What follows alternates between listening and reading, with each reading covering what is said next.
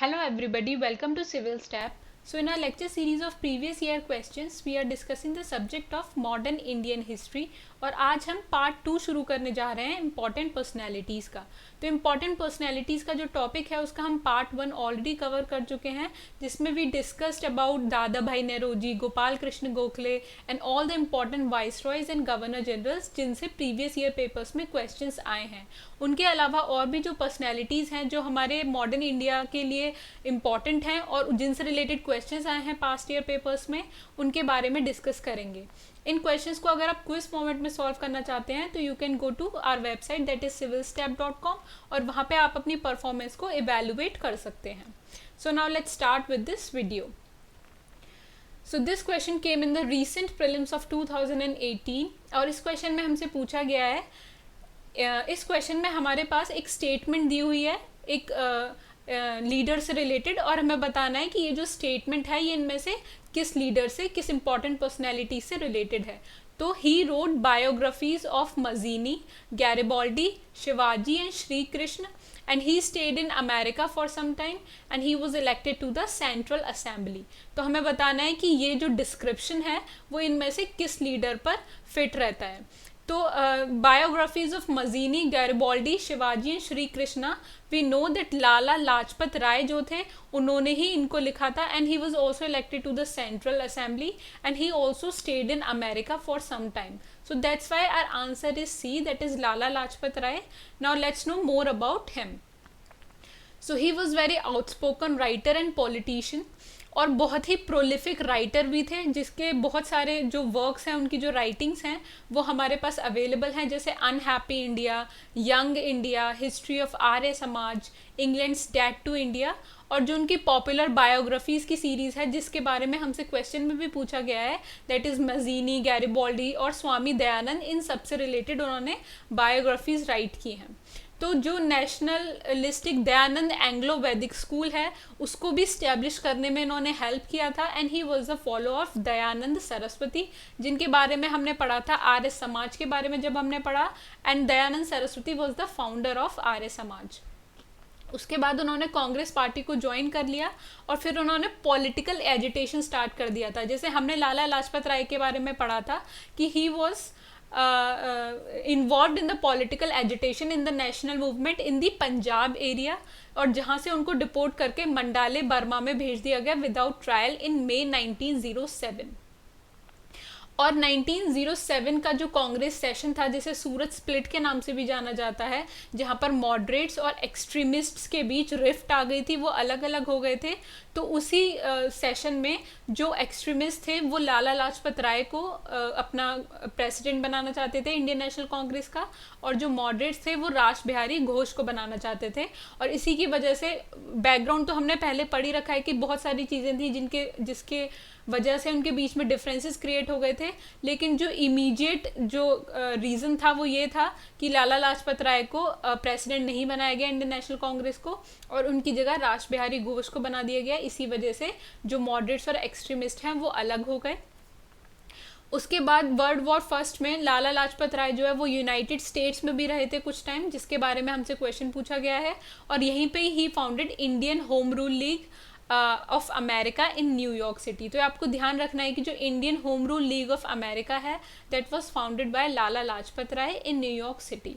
Then in early 1920 he came to India, और वहाँ पर जो कांग्रेस पार्टी का जो स्पेशल सेशन रखा गया था, कैलकटा का जो स्पेशल सेशन था 1920 में, उसके प्रेसिडेंट बने लाला लाजपत राय, और इसी सेशन के अंदर महात्मा गांधी जी ने जो नॉन कॉपरेशन मूवमेंट को लॉन्च किया था वो इसी सेशन के अंदर किया था, और उसके प्रेसिडेंट थे लाला लाजपत राय। सो 1921 से 1923 तक उनको इम्प्रिजन कर दिया गया and he was also elected to the legislative assembly after his release. तो जब उनको रिलीज हो गई तो लेजिस्लेटिव असेंबली में उनको इलेक्ट कर लिया गया। ये भी हमसे क्वेश्चन पूछा गया है। तो जब वो लेजिस्लेटिव असेंबली में थे तो 1920 में उन्होंने एक रेजोल्यूशन इंट्रोड्यूस किया असेंबली में to boycott the British Simon Commission, क्योंकि ब्रिटिश साइमन कमीशन के सारे मेंबर्स जो थे वो ब्रिटिशर्स थे, उसमें एक भी इंडियन मेंबर नहीं था। इसीलिए उन्होंने बॉयकॉट करने के लिए एक रेजोल्यूशन को इंट्रोड्यूस किया और इसी की प्रोटेस्ट के लिए जब when he was protesting against the Simon commission, तो इसी की प्रोटेस्ट में पुलिस ने उन पर लाठी चार्ज कर दिया, जिसकी वजह से सीरियस इंजरीज की वजह से उनकी डेथ हो गई। और हम ये भी जानते हैं कि जो उस ऑर्डर के लिए, लाठी चार्ज के ऑर्डर के लिए जो पुलिसमैन जो रिस्पॉन्सिबल था, ही वॉज सॉन्डर्स, और उसका मर्डर किया था फिर भगत सिंह ने। तो दिस वाज ऑल अबाउट लाला लाजपत राय। उनका कंट्रीब्यूशन बहुत ही ज़्यादा इंपॉर्टेंट है इंडियन हिस्ट्री में, और इनसे रिलेटेड जो मेन फैक्ट्स हैं वो मैंने आपको बता दिए हैं, आपको ये ध्यान में रखने हैं। Now let's move forward to our next question. This question came in the prelims of 1996, और इस क्वेश्चन में भी हमारे पास एक डिस्क्रिप्शन दिया हुआ है और हमें बताना है कि ये जो डिस्क्रिप्शन है वो इनमें से किस लीडर से मैच करता है। तो डिस्क्रिप्शन है, हिज प्रिंसिपल फोटे was social and religious reform, यानी जिस भी पर्सन की हम बात कर रहे हैं, he was related to social and religious reform. Second is, he relied upon legislation to do away with social ills and work unceasingly for the eradication of child marriage and पर्दा system. तो ये जो दो keywords हैं इन पे आपको ध्यान देना है कि चाइल्ड मैरिज और पर्दा सिस्टम की इरेडिकेशन के लिए उन्होंने काम किया। फिर है to encourage consideration of social problems in a national scale, he inaugurated the Indian National Social Conference. तो यहाँ से तो ये बिल्कुल ही क्लियर हो जाता है कि इंडियन नेशनल सोशल कॉन्फ्रेंस भी इन्होंने इनॉग्रेट की थी to encourage consideration of social problems, which for many years met for its annual session alongside the Indian National Congress. तो हमें इससे चार बातें पता चली कि this person is involved in social and religious reform. Second, he work for the eradication of child marriage and purdah system. Third, he inaugurated the Indian National Social Conference. तो इन तीन चीज़ों से हमें पता चल जाता है कि जिस भी पर्सन की बात हो रही है वो है Mahadev Govind Ranade. So our answer is C.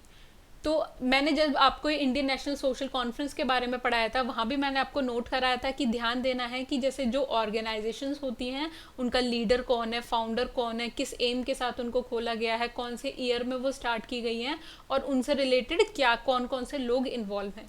तो ये 4-5 चीज़ें हैं, जब भी आप किसी ऑर्गेनाइजेशन के बारे में पढ़ते हो इनको ज़रूर ध्यान में देना है। अगर आपने तब दिया होता तो ये question you could have solved. Now let's know more about Mahadev Govind Ranade. So he was an Indian scholar, social reformer, justice and author. And during his life he helped to establish the वक्तृवोत्तेजक सभा. ये आपको ध्यान रखना है कि वक्तृवोत्तेजक सभा जो है वो महागोविंद रानडे उससे रिलेटेड हैं. उसके बाद उन्होंने पूना सार्वजनिक सभा भी खोली जिसके फाउंडर्स थे एस.एच. चिपलांकर, गणेश वसुदेव जोशी एंड महादेव गोविंद रानडे. तो ये पूर्व सार्वजनिक सभा के वन ऑफ द फाउंडर्स थे. उसके बाद प्रार्थना समाज को इस्टेब्लिश करने में भी इन्होंने हेल्प किया. उसके बाद एंग्लो मराठी जो डेली न्यूज़पेपर था इंदु प्रकाश के नाम से, उसमें ये एडिटर थे. और इसी तरीके से उन्होंने सोशल और रिलीजियस रिफॉर्म की जो आइडियोलॉजी है उसको भी इंडिया में स्टार्ट किया, फाउंड किया. तो ये इंपॉर्टेंट जो फैक्ट्स हैं, ये सारे फैक्ट्स आपको ध्यान रखने हैं. इनसे बहुत सारे क्वेश्चंस में हम ऑप्शंस को एलिमिनेट कर सकते हैं अगर डायरेक्टली इनसे क्वेश्चन नहीं भी पूछा जाता है तब भी. So he was judge in Bombay for 7 years and there he worked for social reforms in the areas of child marriage, widow remarriage and women's rights. तो ये हमसे क्वेश्चन में भी पूछा गया था. उसके बाद he became instructor at Elphinstone College as a instructor of history. तो अब मैंने आपको पहले जो इम्पॉर्टेंट पर्सनैलिटीज़ के बारे में पढ़ाया है तो उसमें भी हमने पढ़ा था कि one of the important personality also joined Elphinstone college. तो आपको बताना है कि महागोविंद रानाडे के अलावा कौन सी और पर्सनैलिटी थी जिन्होंने एल्फिंस्टन कॉलेज में ज्वाइन किया था एज अ फैकल्टी. ये आपको कमेंट बॉक्स में आंसर करके बताना है. मैं टेस्ट करना चाहती हूँ कि आपने कितना पढ़ा है और कितना आपको याद रहता है पढ़ने के बाद. So and he also became interested in the history of Marathas from there. और इसीलिए फिर उन्होंने राइज ऑफ मराठा पावर जो उनकी बुक है उसको पब्लिश किया गया, followed in 1900. He is called the father of Indian economics because उन्होंने अर्ज किया था ब्रिटिश गवर्नमेंट से to initiate industrialization and state welfare programs. तो सबसे पहले जो इंडस्ट्रियलाइजेशन और स्टेट वेलफेयर प्रोग्राम्स की बात की थी वो महागोविंद रानाडे ने की थी, लेकिन उनकी जो अर्जेस थी, जो डिमांड्स थी, दीज वर ऑल अनसक्सेसफुल। उसके बाद he was the early member of प्रार्थना समाज, जिसके बारे में मैं आपको पहले भी बता चुकी हूँ। और ये जो प्रार्थना समाज था, इसका एम क्या था? It sought to reform the social customs of orthodox Hinduism. और सोशल एंड इकोनॉमिक रिफॉर्म्स जो हैं वो मैं आपको बता चुकी हूँ कि इनका बहुत बड़ा कंट्रीब्यूशन था इसमें। तो ये सारे जो हैं, ये जो इंडियन नेशनल सोशल कॉन्फ्रेंस है उसके एनुअल सेशंस में इनके बारे में डिस्कस किया जाता था, and this was founded on 1887। और राणा डे जो थे उनसे बहुत सारे लोग इंस्पायर हुए थे उस टाइम पर। जो सबसे इम्पॉर्टेंट पर्सनैलिटी है वो है गोपाल कृष्ण गोखले। तो जब हमने गोपाल कृष्ण गोखले के बारे में पढ़ा था तब भी मैंने आपको बताया था कि गोपाल कृष्ण गोखले जो थे he used to consider Mahagovind Ranade as his guru. ठीक है, so this was all about Mahagovind Ranade. बहुत इंपॉर्टेंट टॉपिक है, बहुत सारे क्वेश्चंस पूछे जाते हैं, ध्यान रखने आपको। Now let's move forward to our next question. This question came in the prelims of 1995 और इस क्वेश्चन में हमसे पूछा गया है कि जो आदिवासी वर्ड है ये पहली बार इनमें से किसने यूज़ किया था to refer to the tribal people. Our options are Mahatma Gandhi, Thakkar Bappa, Jyotiba Phule and BR Ambedkar. तो इसका हमें आंसर पता है कि it was Thakkar Bappa who referred tribal people as Adivasi for the first time, and let's know more about Thakkar Bappa. So his real name was Amritlal Vittal Das Thakkar, and he was an Indian social worker who worked for upliftment of tribal people in Gujarat state in India. तो tribal लोगों के upliftment के लिए जितना भी काम किया था that was done by Amritlal Vittal Das Thakkar, and he used the word Adivasi to mean primitive people of the country. And he also became the member of Servants of India Society. तो Servants of India Society जो थी that was founded by Gopal Krishna Gokhale in 1914. फिर 1922 में अमृतलाल विट्ठल दास ठक्कर ने भील सेवा मंडल की foundation की, बहुत इंपॉर्टेंट है, ध्यान रखना है। Then he became the general secretary of Harijan Sevak Sangh which was founded by Mahatma Gandhi 1932। उसके बाद इन्होंने भारतीय आदिम जाति सेवक संघ की फाउंडेशन की 1948 में। And when Indian constitution was in process तो वो ज़्यादा जो रिमोट एरियाज़ हैं, जो most difficult parts of India हैं, जहाँ पर ट्राइबल पॉपुलेशन रिसाइड करती थी, वहाँ पर जाके उन्होंने जो है उनकी प्रॉब्लम्स को सुना और उसको उनकी प्रॉब्लम्स को सुना जाए और उनकी प्रॉब्लम्स को कंसिडर किया जाए इंडियन कॉन्स्टिट्यूशन में, इसलिए उन्होंने ये वाला मूव लिया था। And he added valuable inputs in the process of constitution, क्योंकि उन्होंने जो कॉमन लोग थे उनकी प्रॉब्लम्स को सुनकर उनके लिए सोल्यूशंस प्रोवाइड किए थे कॉन्स्टिट्यूशन में, and that's why Mahatma Gandhi would call him Bappa. So इनका नाम था अमृतलाल विट्ठल दास ठक्कर, लेकिन महात्मा गांधी इनको प्यार से बप्पा बोलते थे, so he was name as Thakkar Bappa. Now let's move forward to our next question. This question came in the prelims of 1995 और इस क्वेश्चन में हमसे पूछा गया है कि हमारे पास यहाँ पर 4 कम्युनिस्ट जर्नल्स के नाम दिए हुए हैं और हमें बताना है कि इनमें से कौन सा कम्युनिस्ट जर्नल जो है वो एम.एन. रॉय से रिलेटेड है। Are options are Kisan Sabha, the worker, Vanguard and Anushilan. Now let's see what is the answer. Answer is option C, that is जो वैनगार्ड था, एक जर्नल था, that was communist journal that is related to M N. Roy. तो अब हम M.N.. Roy के बारे में और भी जानते हैं। So he was the prominent Indian philosopher and he was famous as the father of Indian communism and viewed as first revolutionary leader of India. तो his interest in social and political, जो उनका interest था social और political issues में, तो उसी के लिए उन्होंने धीरे धीरे बहुत सारे इंडियन ग्रुप्स को ज्वाइन कर लिया who were trying to overthrow the British colonial rule. ठीक है, कैसे? By acts of terrorism. तो ये जो एम.एन. रॉय थे, he doesn't use to believe in the constitutional methods, वो रेवोल्यूशनरी मैथड्स को सपोर्ट करते थे to overthrow the British colonial rule, और इसीलिए उन्होंने 1915 में एक वो ग्रुप में शामिल हो गए which was used to smuggle arms into India. फिर धीरे धीरे उन्होंने कम्युनिस्ट आइडियोलॉजीज़ को और भी ज़्यादा सपोर्ट करने के लिए कम्युनिस्ट न्यूज़पेपर को सपोर्ट किया विच वाज वैनगार्ड। और ये जो वैनगार्ड था, इसमें 1917 का जो अक्टूबर रेवोल्यूशन हुआ था उसके बारे में जितनी भी जानकारी मिलती थी इंडियंस को, that was through this newspaper. और इसी के इशू में उन्होंने कहा था कि जो गवर्नमेंट वायलेंस और ब्रूट फोर्स के ब्रूट फोर्स से मेंटेन हो रही है, यानी जो गवर्नमेंट वायलेंस और ब्रूट फोर्स को यूज़ करती है तो उसको हम ओवरथ्रो नहीं कर सकते without using violence and brute. तो ये उनका बहुत ही एक्सट्रीम स्टेटमेंट था towards the support of revolutionary ideology. और ये हमने पहले भी पढ़ा हुआ है कि he was the founder of communist party of India as well as Mexican communist party. So this was all about Amin Roy. Now let's move forward to our next question. This question came in the prelims of 1996 और इसमें हमसे पूछा गया है कि इनमें से कौन से leaders did not believed in the drain theory of दादा भाई नेहरूजी। तो जो दादा भाई नेहरूजी की ड्रेन ऑफ वेल्थ थ्योरी थी उसमें उन्होंने ब्रिटिशर्स को क्रिटिसाइज किया था कि ब्रिटिशर्स जो हैं वो इंडिया की सारी वेल्थ को ड्रेन कर रहे हैं and Indians are getting Indian situation is getting worse and worse, they are going in to poverty और उनकी जितनी भी वेल्थ है that is being transfer to the Britishers. तो ये ब्रिटिशर्स को क्रिटिसाइज करने के लिए थ्योरी थी। तो इससे हम अज्यूम कर सकते हैं कि इनमें से कौन से जो लीडर्स हैं वो ब्रिटिशर्स के सपोर्ट में थे। तो Bal Gangadhar Tilak he was against the britishers, इसलिए उन्होंने रेवोल्यूशनरी एक्टिविटीज़ को स्टार्ट किया, तो इसलिए हम ये वाला ऑप्शन एलिमिनेट कर सकते हैं। साथ में फिर सेकंड है आरसी दत्त, तो वो हमने पढ़ा था आरसी दत्त ने जो है वो पूरे कॉलोनिज्म का जो इम्पैक्ट है वो इंटायर इंडिया पे किस तरीके से पड़ा है उसकी इन्होंने माइन्यूट थ्योरी दी थी। तो आरसी दत्त भी जो है he was also the critic of Britishers, so B can not be the answer also.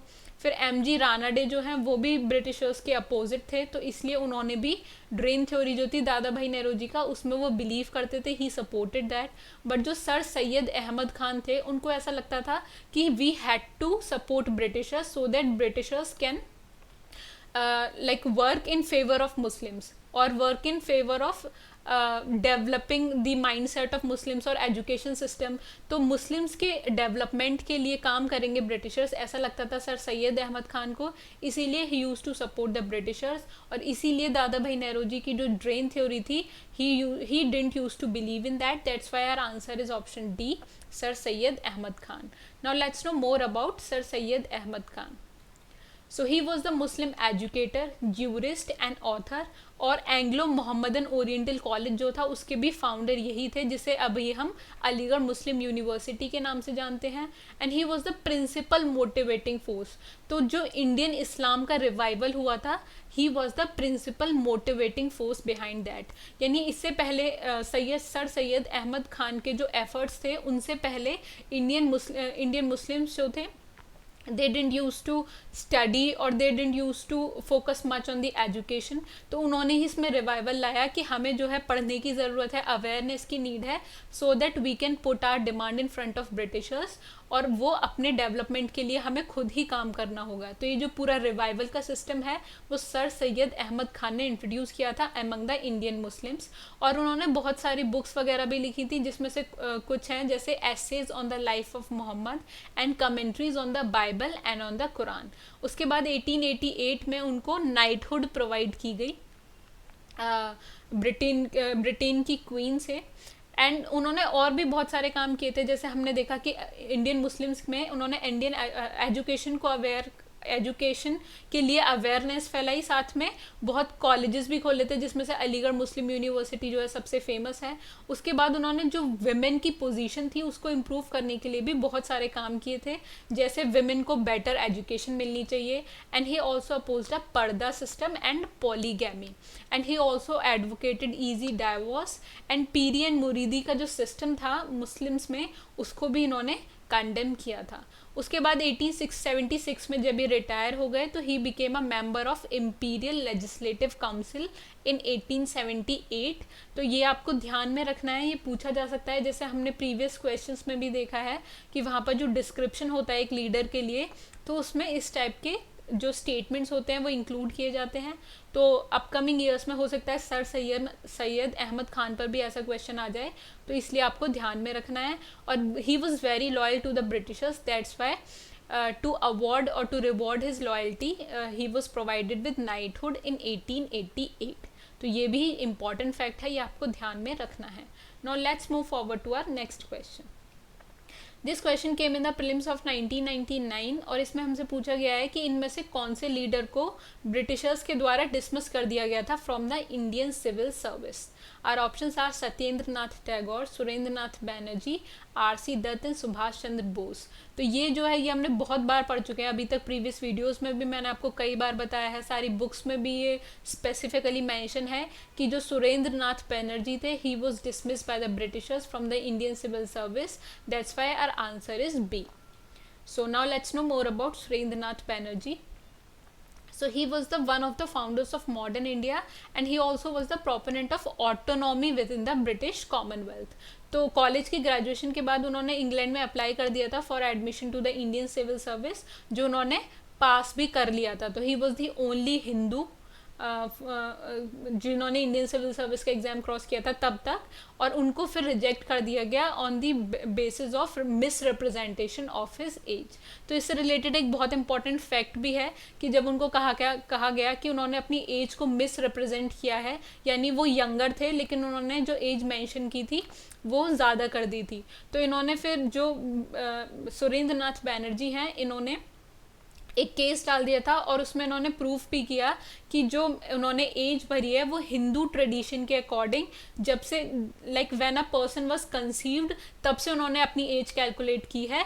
Unlike Britishers में जब when a person get born तब से एज कैलकुलेट की जाती है, लेकिन हिंदू के ट्रेडिशन में इन्होंने बताया कि हम एज कैलकुलेट करते हैं when a person is conceived. तो उसके अकॉर्डिंग उनकी एज सही थी और इसी जो उन्होंने ये वाला अपना बताया था उसी के बिहाफ पे इनको वो वाला केस जीत गए थे. लेकिन बाद में तो तब उनको जो है रिजेक्ट नहीं किया गया. उन्होंने जो ब्रिटिशर्स थे वो इनको डिसमिस कर रहे थे इंडियन सिविल सर्विसेज से, लेकिन वो वाला ये केस ये जीत गए थे. लेकिन बाद में फिर भी ब्रिटिशर्स ने इनको डिसमिस कर दिया इंडियन सिविल सर्विसेज से. उसके बाद 1876 में he founded the Indian association, और जिसका काम था to bring Hindus and Muslims together for political action. बाद में उन्होंने एक न्यूज़पेपर के एडिटर भी बने जिसका नाम था द बंगाली, और इस न्यूज़पेपर को उन्होंने एडिट किया for 40 years from his nationalist view point. तो ये बहुत इंपॉर्टेंट है कि जो द बंगाली नाम का जो न्यूज़पेपर है that is related to the Surendra Nath Banerjee. तो match the following type question में पूछा जा सकता है. And he was also the effective speaker at the annual sessions of the Indian National Congress, और इसीलिए उनको इंडियन नेशनल कांग्रेस का 2 बार प्रेसिडेंट भी चुना गया. लेकिन जो सुरेंद्र नाथ बैनर्जी थे, ये ध्यान देने की बात है कि he doesn't use to believe in the revolutionary methods. वो कॉन्स्टिट्यूशनल मीन से ही अपने पॉलिटिकल गोल्स को अचीव करना चाहते थे. उसके बाद 1913 में he was elected to both Bengal and imperial legislative councils, और जो मॉन्टेक कैम्सफोर्ड रिपोर्ट आई थी उसको भी उन्होंने सपोर्ट किया था, which recognise the self government as the goal of British policy in India. तो यहाँ पर आपको ध्यान देना है कि जितने भी रेवोल्यूशनरीज थे they all oppose the Montagu Chelmsford reforms. लेकिन सुरेंद्र नाथ बैनर्जी जो थे वो मॉडरेट थे. He used to believe in the constitutional methods, that's why he supported this report.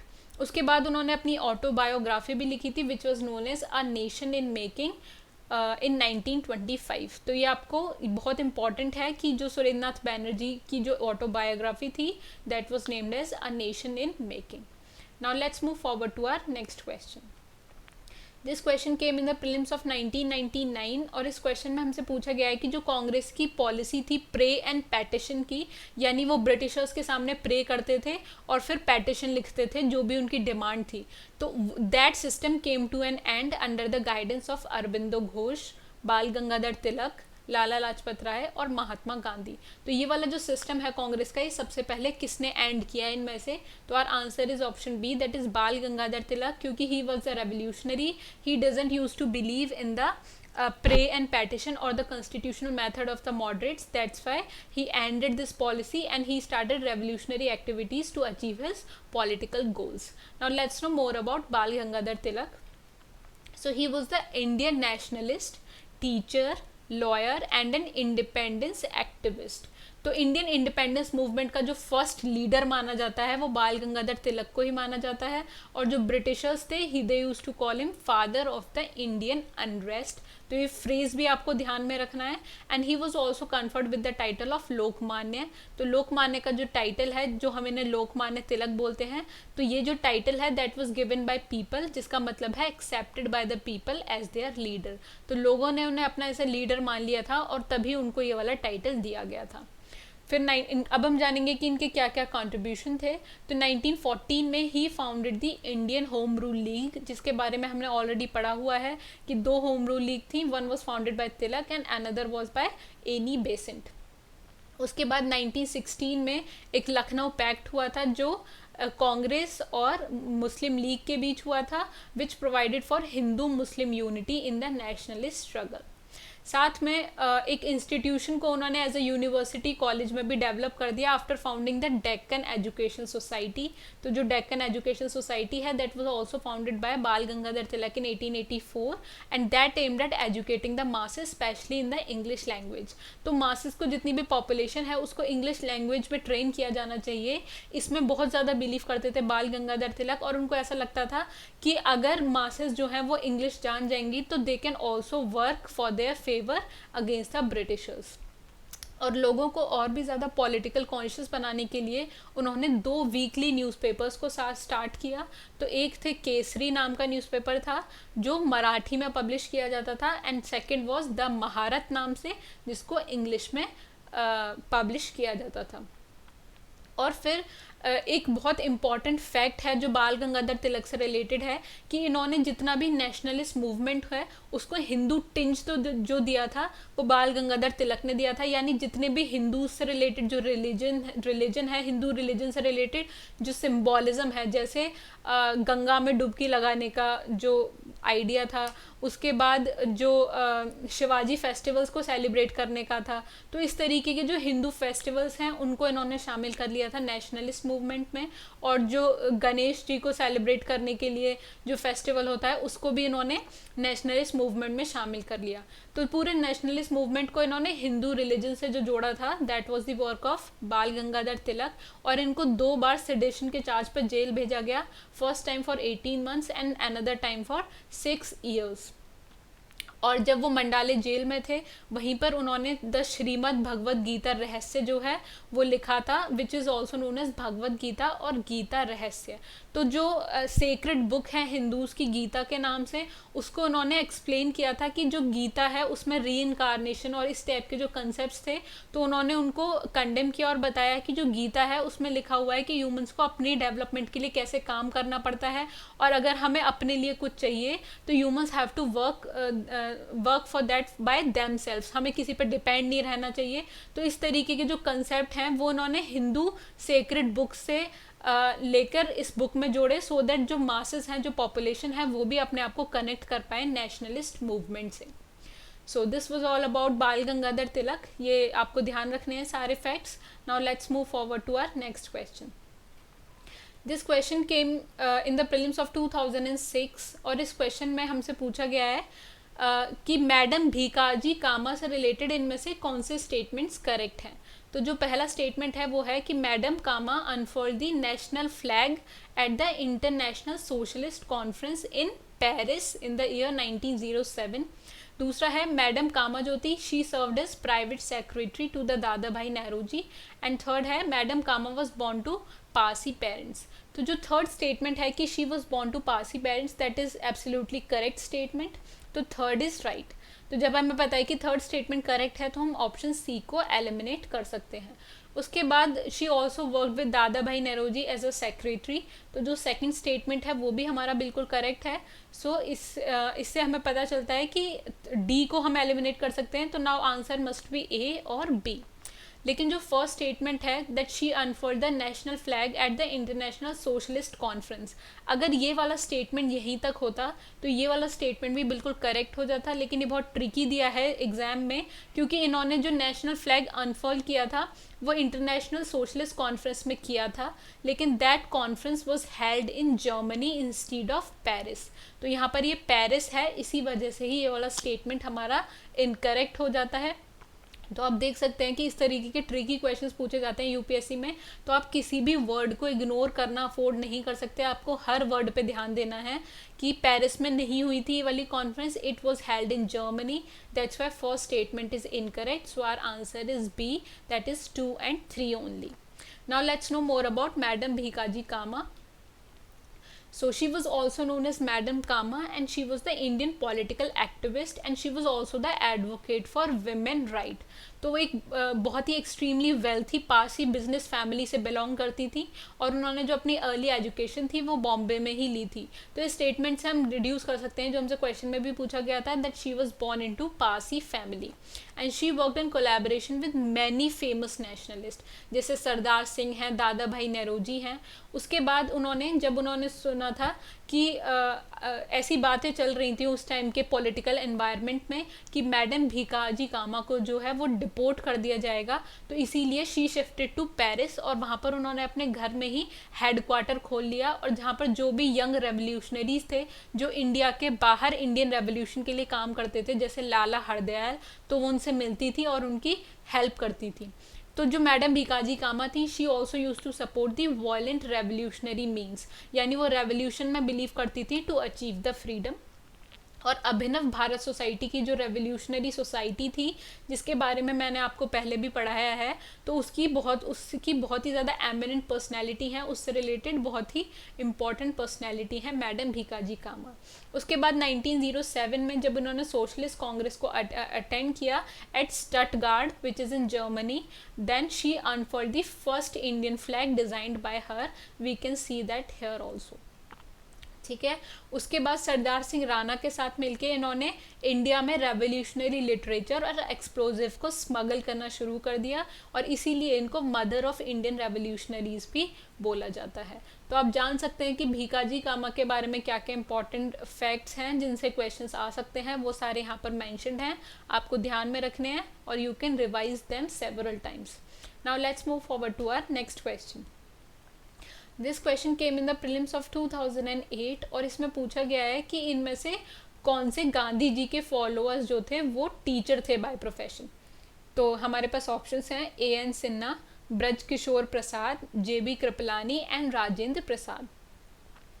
तो हम जानते हैं कि ये जो चारों हमारे पास नाम मेंशन्ड हैं, they all were Gandhi ji के फॉलोअर्स, बट इनमें से जो टीचर थे बाय प्रोफेशन तो वो थे J.B. Kripalani. So our answer is option C. Now let's know more about J.B. Kripalani. So इनका पूरा नाम था जीवत राम भगवान दास कृपलानी, और इनको आचार्य कृपलानी के नाम से भी जाना जाता है क्योंकि he was teacher at several institutes. ठीक है. और इन्होंने इंडियन नेशनल कांग्रेस के प्रेसिडेंट भी थे. कब? जिस टाइम पर इंडिया को आज़ादी मिली थी, तो उस टाइम पर इंडियन कांग्रेस के प्रेसिडेंट जो थे वो थे J.B. Kripalani, and he was also the husband of Sucheta Kripalani, जो कि उत्तर प्रदेश की पहली चीफ मिनिस्टर बनी थी, पहली विमेन चीफ मिनिस्टर बनी थी, तो वो थी सुचेता कृपलानी, उन्हीं के हस्बैंड थे J.B. कृपलानी. तो he was a Gandhian socialist, environmentalist, mystic and independence activist. ठीक है. तो इन्होंने क्या क्या काम किया था कि पहले तो he was professor of English and history at the Muzaffarpur college in Bihar for 5 years. उसके बाद उन्होंने बनारस हिंदू यूनिवर्सिटी में भी पढ़ाया था. उसके बाद जो गुजरात विद्यापीठ थी, जो कि महात्मा गांधी ने फाउंड की थी, उसके भी ये मेंबर थे, इसीलिए विद्यापीठ के प्रिंसिपल भी थे, तो इसीलिए ही वॉज हेल्ड एज आचार्य. तो बहुत सारे कॉलेजेस में और इंस्टीट्यूशंस में ये टीचर थे, जो हमसे क्वेश्चन में पूछा गया था. And he became president of Congress in 1946. Meerut session में इनको इंडियन नेशनल कांग्रेस का प्रेसिडेंट बनाया गया था, और इंडिया की इंडिपेंडेंस के टाइम पर भी ये ही प्रेसिडेंट थे. लेकिन बाद में इन्होंने फिर कांग्रेस को छोड़ दिया था और कृषक मजदूर प्रजा पार्टी बना ली थी, और बाद में कृषक मजदूर प्रजा पार्टी जो है इट मर्ज्ड विद द प्रजा सोशलिस्ट पार्टी.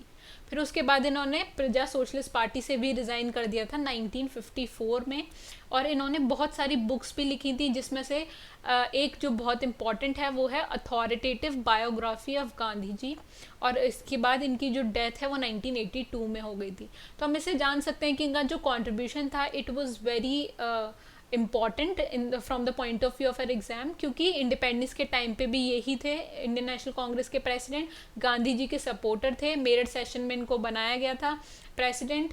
कृषक मजदूर प्रजा पार्टी इन्होंने इनकी फाउंडेशन की थी, जो कि बाद में प्रजा सोशलिस्ट पार्टी से मिल गई थी। So this was all about JB Kripalani. Now let's move forward to our next question. This question came in the prelims of 2008 और इसमें पूछा गया है कि इनमें से कौन सा जर्नल जो है that was brought out by Abul Kalam Azad. तो our options are Al Hilal, comrade, the Indian sociologist and the Zamindar. So now let's see what is the answer. Answer is option A, that is Al Hilal नाम का जो जर्नल था that was brought out by Abul Kalam Azad. और अब हम जानते हैं अबुल कलाम आज़ाद के बारे में।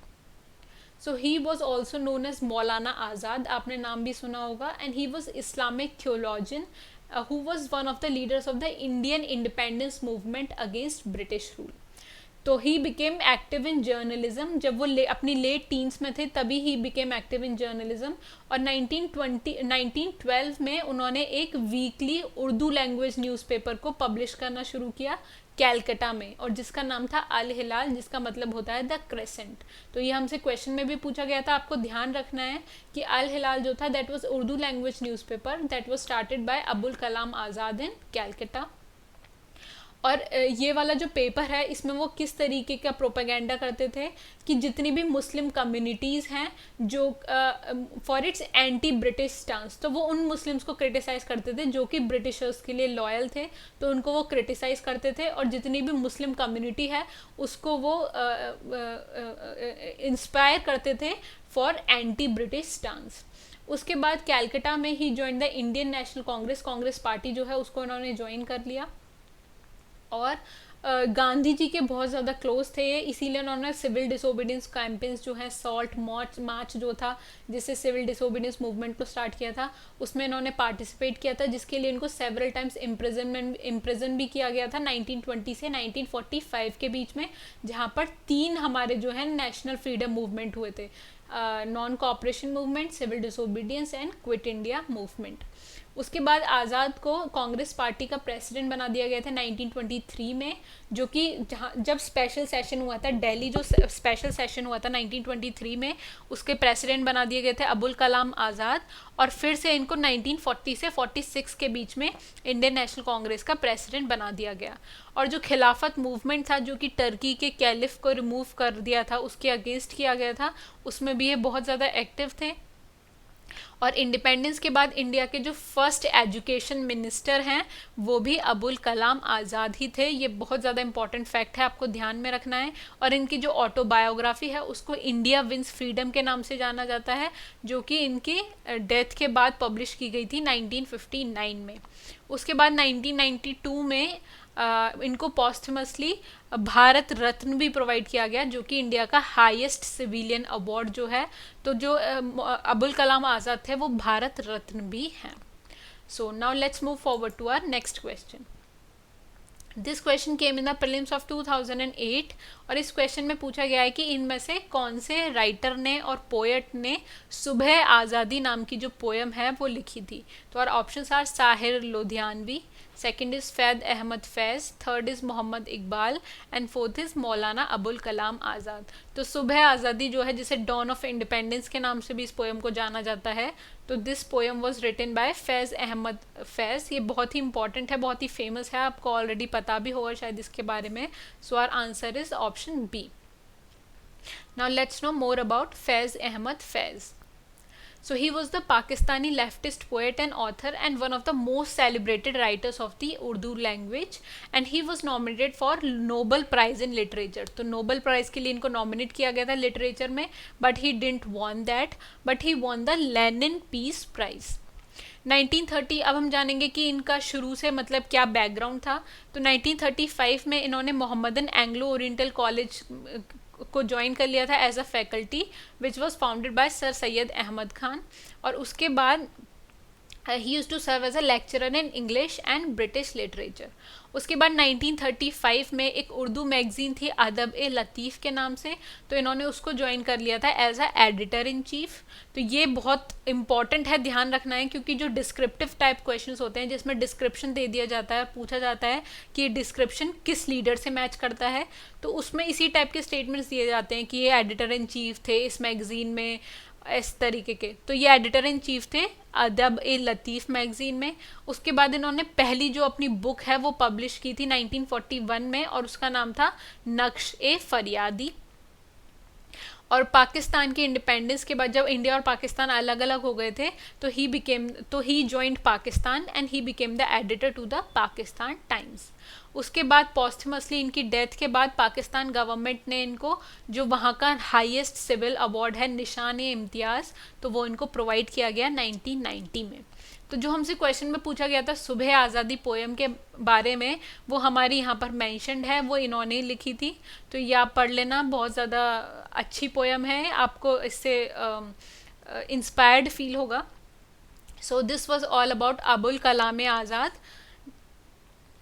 So thank you guys, this was it for today's video. और यहाँ पर हमने बहुत सारी इंपॉर्टेंट पर्सनैलिटीज़ के बारे में पढ़ा है जिनसे बहुत ज़्यादा प्रोबेबल है हमारे अगले आने वाले एग्जाम्स में क्वेश्चंस को आना। तो इस वीडियो को आप अच्छे से रिवाइज़ कर लीजिए, बार बार रिवाइज़ कर लीजिए। और ये जो सारी पर्सनैलिटीज़ हैं बहुत इंपॉर्टेंट हैं, अगर इनसे डायरेक्ट क्वेश्चन नहीं भी आता है तो और ऑप्शंस में ये हमें क्वेश्चंस में हमें ऑप्शंस एलिमिनेट करने में हेल्प कर सकती हैं। एंड आई होप कि हमारी इन वीडियोस से आपको आपकी प्रिपरेशन में हेल्प मिल रही होगी। And for more daily updates you can subscribe to our Telegram channel. और अगर आपको कोई क्वेरी है तो you can mail us at hello@civilstep.com। So इसके अलावा और भी जो इम्पोर्टेंट पर्सनैलिटीज़ हैं वो हम आने वाली वीडियोज़ में पढ़ेंगे। Till then good luck for your studies, bye bye.